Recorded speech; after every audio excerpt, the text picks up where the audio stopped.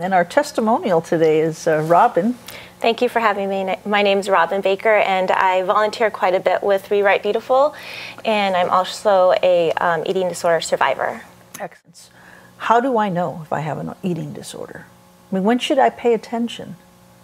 At what point? I think I'd pass that question on to Robyn. Robyn. Okay, Robyn, let's get you started here. Well, for me, I developed anorexia when I was my senior year of high school, and there are a lot of things that were kind of spinning out of control for me. I was scared about going to college. I was nervous about getting in. And I was applying for art school, so auditioning on top of applying for things was really difficult. And at home, my father struggled with alcoholism, so my home life was very unstable. So I had a lot of instability around me. And I didn't really put two and two together. I decided senior year I wanted to lose a little weight to feel better about myself. And I started really restricting my diet and cutting a lot of my calories. And then I started losing a lot of weight. Now let me interject here. Mm-hmm. In your mind and in maybe your family's mind, were you a normal average weight?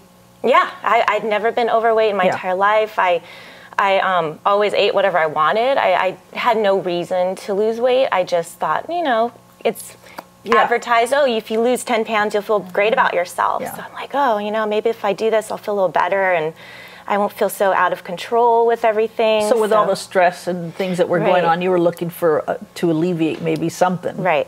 And that's what it was. Mm-hmm. That's how it started. Right. So then go ahead. And then I continued losing weight, and I kept thinking, you know, if I lose a little bit more, maybe I'll feel a little better.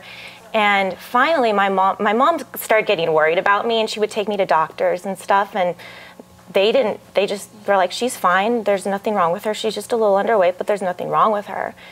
So they were unaware of, you know, what to look for an eating disorder. Mm-hmm. And then finally, I remember one night we were driving home I just finished doing a show at school, and we were driving home, and I told her, I'm like, you know what, I think something's wrong with me.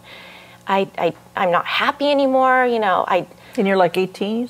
Yeah, I was still 17. Oh, wow. And I was just like, I don't know what's going on. I'm not happy anymore. All the things I like to do, I don't like to do. I'm really sad. I have no energy. And we finally talked about it. Mm-hmm. And that's when I was like, oh my gosh, I'm really in this. And I didn't even realize it. Pick up from there, Robyn. So. Well, I originally went into treatment when I was 17, and then got out in time to graduate with my class. But I struggled for 8 years after that with under eating, over-exercising became a big thing of mine. And it actually, I went into treatment a second time 4 years ago. And it took my family to have an intervention with me at that point. Because, like she said, I didn't know what was me and what was my eating disorder at that point. Couldn't separate. Did you end up going to college? Yes. I graduated, and I actually had my eating disorder the entire time I was in college. Mm. Now, Arvina, how can people get involved in Rewrite Beautiful?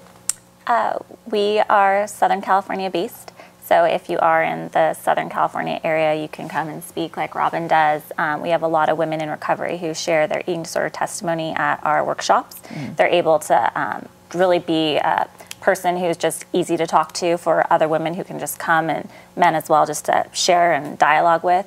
We also have opportunities, just volunteer opportunities. We have art shows. We have, we're launching beautiful action clubs in junior highs, high schools, and colleges in January. So we would need people to want to lead those up and start them up. And if you're outside of the California area, we have street art workshops that people can do within their home, within a group of girls. Mm-hmm. And we explain that on our website. So you have a model that people can take and duplicate wherever they're at.